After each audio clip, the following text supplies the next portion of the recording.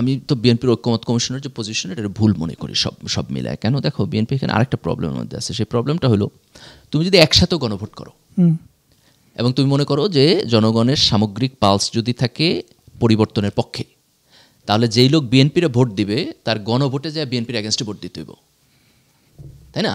তাহলে এখন সে যখন বিএনপির এগেনস্টে গণভোটে ভোট দিতেছে আর তারপর সে যখন জাতীয় ইলেকশনে ভোট দিতে যাবো, ওইটা যদি তার মাইন্ডসেটের ইম্প্যাক্ট করে তাহলে তুমি ইলেকশনে তুমি নেগেটিভ ইম্প্যাক্ট পাবা।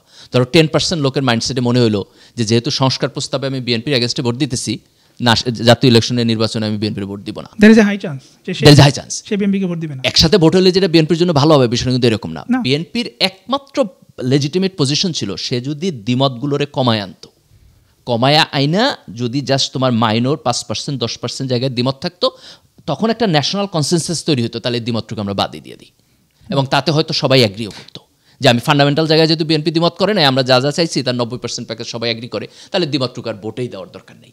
কিন্তু প্রবলেম হলো বিএনপি তো বহু জায়গায় দ্বিমত করে বসে আছে এবং ফান্ডামেন্টাল জায়গায় দ্বিমত করে বসে আছে, তাতে তুমি তার অ্যাকোমোডেট করলে তোমার আর পরিবর্তনই থাকে না।